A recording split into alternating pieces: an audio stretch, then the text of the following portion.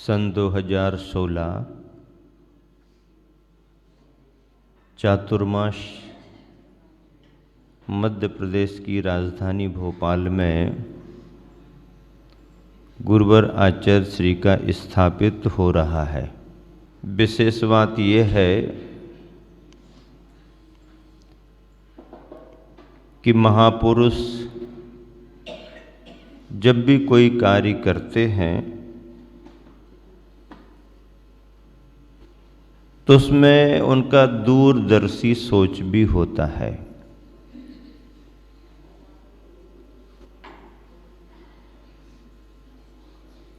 आचार्य श्री ने चातुर्मास के लिए भोपाल महानगर को यदि चुना भी तो उसमें भी कुछ उनके विशेष उद्देश्य थे और उसकी पूर्ति भी चातुर्मास में दिखी। संत अपने लिए तो होते हैं, लेकिन केवल अपने लिए ही नहीं होते हैं। उनका जीवन दूसरों की भलाई के लिए भी होता है। आचार्य श्री जितने श्रेष्ठतम आत्म साधक हैं, अंतर्मुखी दृष्टि रखने वाले हैं, उतना ही उनका चिंतन व्यापक और बाहरी जगत के लिए भी है। समय समय पर उन्होंने सभी समाज बंधुओं को, सभी तरह के कार्यकर्ताओं को, उद्योगपतियों को, प्रशासन को, शासन को, राष्ट्रीय स्तर पर भी मार्गदर्शन दिए हैं। चतुर्मास का एक ऐसा समय होता है जब एक अपेक्षाकृत लंबी अवधि का काल समाज के लिए निश्चित रूप से मिलता है। जैन परंपरा में चातुर्मास के स्थापनाओं की जो व्यवस्था आई है, आषाढ़ सुदी चतुर्दशी से प्रारंभ होती है। आषाढ़ शुक्ला चतुर्दशी से प्रारंभ होती है। यदि कोई साधक संघ चतुर्दशी तक नहीं पहुंच पा रहा है तो उसे इमरजेंसी में 4 दिन और दिए जाते हैं कि उन 4 दिनों में अपने स्थान पर पहुंच जाओ।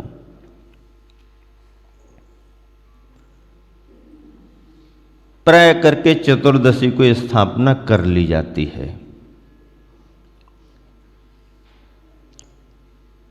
इमरजेंसी का उपयोग बहुत ही कम होता है, कभी कभार होता है।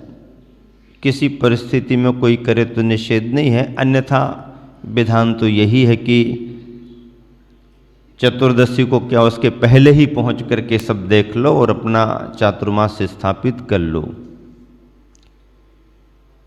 आषाढ़ शुक्ला चतुर्दशी को किया गया चातुर्मास स्थापित। कार्तिक वदी अमावस महावीर भगवान की निर्वाण वेला से जो जुड़ा हुआ है, वहां जाकर के पूर्ण हो जाता है। एक तरह से विधि विधान का अनुष्ठान संपन्न हो जाता है। स्थापना का संकल्प और संकल्प का निष्ठापन। दीपावली निर्वाण बेला में जो भी लाड़ू आदि चढ़ते हैं समाज के, वो उनका कार्य है। मुनि संघ अपना निष्ठापन कर लेते हैं। स्थापना पर उपवास करते हैं, स्थापना कर लेते हैं और निष्ठापन में उपवास करके फिर बाद में निष्ठापन करते हैं। इसे योग धारण कहा जाता है। वर्षा योग का धारण करना। योग धारण में उपवास पूर्वक भक्ति पाठ करते हुए संकल्प स्वीकार करना ये योग धारण माना जाता है। और जो योग का धारण किया था उस योग का निष्ठापन चातुर्मास वर्षा योग का निष्ठापन माना जाता है। यहाँ भी उपवास, वहाँ भी उपवास। इससे जुड़े हुए बाकी कार्यक्रम समाज के होते हैं।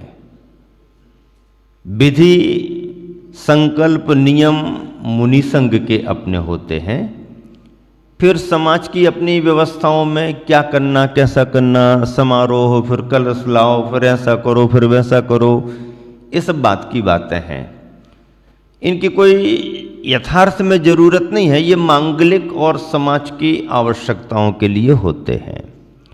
हमने स्वयं गुरुवर आचर्षि के चतुर्मासों को पहले पहले देखा है। कोई कलश नहीं रखे गए, पता ही नहीं कि कब कौन आया कौन गया। चातुर्मास की स्थापना हो गई, कमेटी वालों ने निवेदन कर दिया। स्थानीय समाज और कमेटी का निवेदन होता है रुकने में, तो वो तो हो जाता है। लेकिन कलश लाओ, फिर ये करो वो करो, ये तो अब आप सब लोगों के उत्साह से बढ़ने लगा है। पहले तो सहज कमेटी वालों ने श्रीफल चढ़ा के निवेदन कर दिया, संघ ने भक्ति पाठ करके अपना नियम ले लिया, हो गया चतुर्मास स्थापित। ऐसा हमने स्वयं देखा है। अब का स्वरूप अलग है। ये सामाजिक स्वरूप है, आनंददायी स्वरूप है। समाज भी आनंद लेती है, पूरा का पूरा तैयारियां करती है। तो आषाढ़ शुक्ला चतुर्दशी से लेकर के कार्तिक वदी अमावस तक ही मूल चतुर्मास है।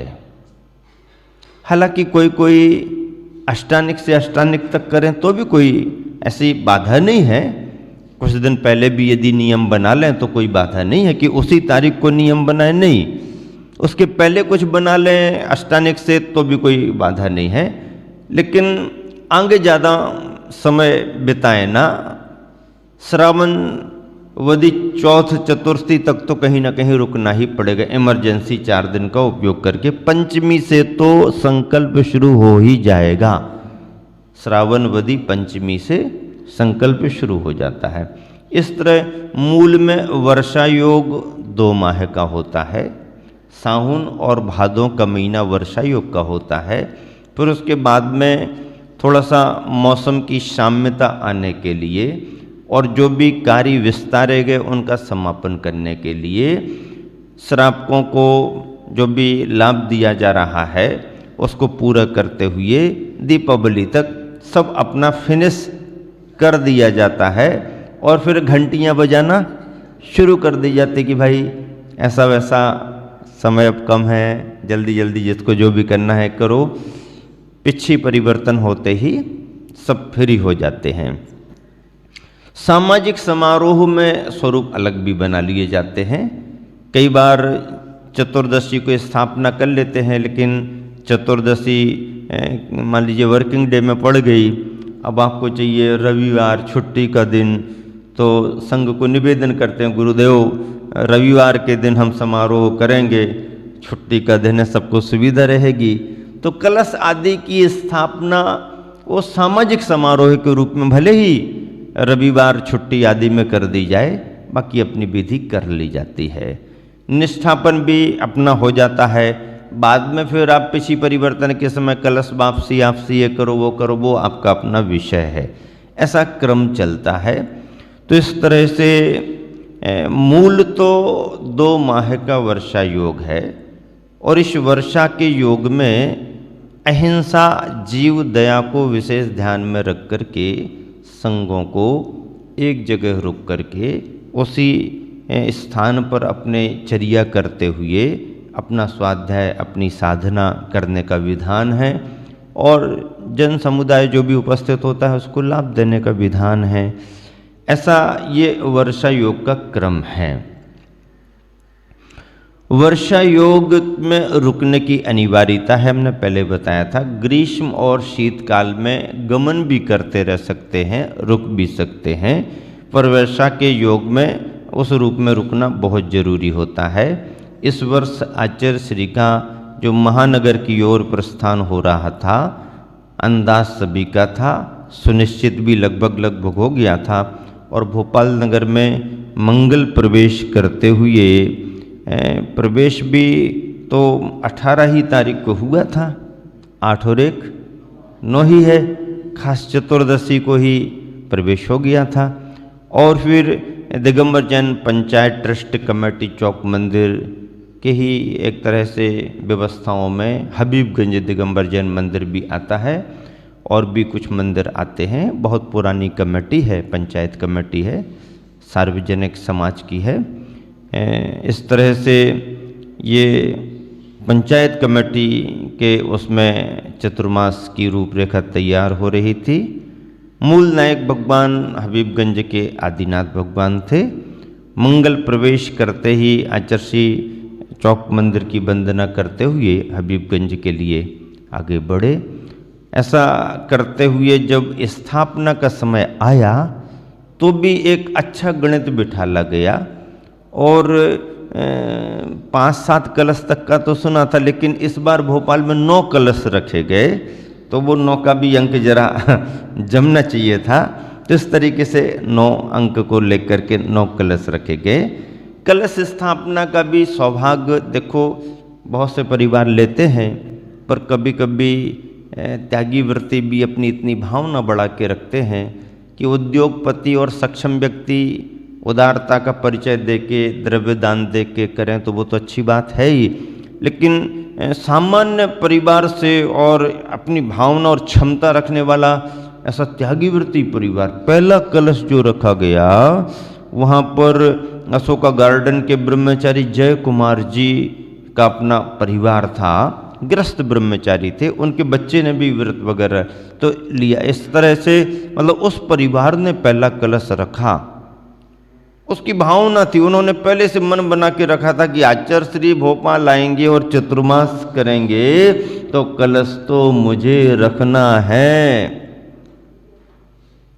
अब कलश रखने के लिए तो भाव बहुत होते हैं, पर भाव बढ़ते गए लोगों के, वो भी बढ़ाते गए, वो भी बढ़ाते गए। उन्होंने कुछ अपना इंतजाम करके रखा होगा, सोच करके रखा था। उन्होंने कहा मत चूको लगा दो। इस तरीके से ये काम हुआ।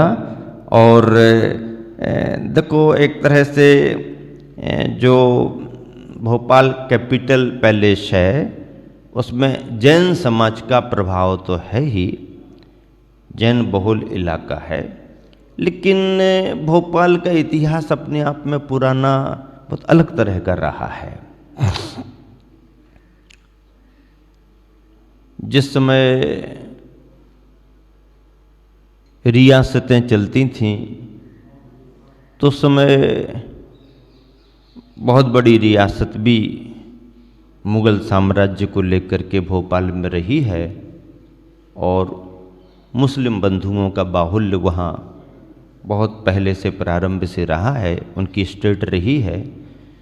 तो ऐसा करके काफ़ी वहाँ पर बाहुल्य होने से मुनियों का आवागमन भी पहले कभी होता नहीं था।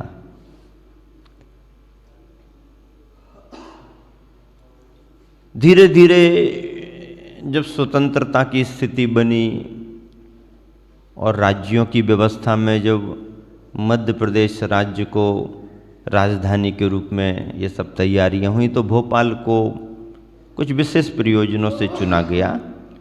और भोपाल जब राजधानी बनी तो फिर धीरे धीरे काफ़ी बदलाव आ गया। तो बदलाव तो आ गया शहर में, महानगर में, लेकिन अभी भी मुनि संघों का आवागमन ऐसा हो नहीं पाता था। फिर जैन परंपरा में धर्म के नाम पर एकांत पक्षियों का जोर पकड़ा तो उन्होंने भी अपना प्रभाव जमाया, तो भी मुनियों का आवागमन उस तरफ कम ही रहा, था ही नहीं, बल्कि धीरे धीरे शुरुआत हुई, धीरे धीरे मुनियों का आवागमन शुरू हुआ। और गुरुवर ने सबसे पहले संघ के रूप में 1995 में हम लोगों का चतुर्मास कराया था। उसके पहले भी कुछ चतुर्मास हुए, लेकिन अपने संघ से आचार्य ने 1995 में पहले चतुर्मास हम लोगों का कराया। और फिर तो अब धीरे धीरे आना जाना और संघों के आने जाने से, आरिका संघों के आने जाने से और स्वयं गुरुवर के 2-4 बार आने जाने से तो भोपाल की फिजा ही बदल गई। वातावरण ही बदल गया। अब तो बहुत आसान हो गया है, सभी जगह समाज में जागरूकता है, उतनी अनुकूलताएं भी समाज ने बना के रखी हैं, तो अब कोई ऐसी बात नहीं है। और जैन समुदाय तो जैन समुदाय, अन्य समुदाय भी भोपाल में धार्मिक श्रद्धा बहुत रखते हैं। ये बात तो हम लोगों ने वहाँ रह कर के महसूस की है कि काफ़ी सभी समुदाय सौहार्द के साथ में बहुत धार्मिक श्रद्धा। और फिर जब जैन समाज का संदर्भ आता है या जैन मुनियों का आता है तो सभी समुदाय उत्सुकता से, क्योंकि उन्हें मालूम है कि ये संघ जो भी हैं इनको किसी से कुछ लेना देना नहीं, अपना धर्म का उपदेश देना, अपनी चर्या करना आदि आदि, और बस नॉन पॉलिटिकल यदि कोई व्यक्ति होता है तो सभी समुदाय समझ लीजिए उत्सुक हो जाते हैं। और फिर आचार्य के व्यक्तित्व में तो ये पहले से ही समाया हुआ है कि वो मार्गदर्शन तो सभी को देते हैं, पर राजनीति में कोई पक्ष विपक्ष के चक्कर में नहीं पड़ते हैं। और यही कारण है कि राजनीतिक लोगों को मार्गदर्शन देते हुए भी आचार्य राजनीति से बहुत दूर रहते हैं। धर्म नीति, स्वाध्याय साधना उनका अपना मुख्य है, यही प्रभाव उनका सभी पर पड़ता है। मार्गदर्शन लेने को आते हैं। जिस समय शहर में गुरुवर का मंगल प्रवेश हुआ था तो सभी समुदायों ने अलग अलग स्थानों पर खड़े होकर के गुरुवर की अगुवानी की थी। कोई भी समाज, कोई भी समुदाय हो, प्रतिनिधि के तौर पर सभी ने किया। जैन समाज का अपना सभी समुदायों के प्रति सौहार्द भाव भी है और सभी समुदाय ऐसे अवसरों पर उत्साह प्रकट भी करते हैं। ये हम लोगों ने भी चतुर्मास के समय पर अनुभव किया था। आचार्य श्री के स्थापना के बाद में आहारचर्याएँ वगैरह शुरू होती हैं, तो प्रारंभ से ही जिन लोगों को आचार्य श्री की आहारचर्या का लाभ मिल रहा था वो बड़ी उत्साह से अच्छी अच्छी घोषणाएं करना शुरू कर रहे थे, क्योंकि एक विशेष प्रयोजन को लेकर के गुरुवर को भोपाल नगरी आगमन कराया गया था। और समाज के प्रमुख लोग, जवाबदार लोग जो हैं, जो उत्साह से लेकर के गए, तो उन्हें मालूम था कि हमें अपना बहुत बड़ा काम करना है, तो शुरुआत मंगलाचरण तो हम ही लोगों को करना पड़ेगा। और ऐसा करते हुए समझ लीजिए कि जैसे राजेश कोयला वाले परिवार की बात की थी, वो तो छोटा सा सदस्य है, उनके परिवारीजन, पिताजी और भी सब भी लोग, जब उनको आहार दान का लाभ मिला आचार्य का, तो स्वेच्छा से बिना किसी के कहे, दबाव, इसके उसके नहीं, बहुत खुशी खुशी एक बहुत बड़ी अच्छी राशि की घोषणा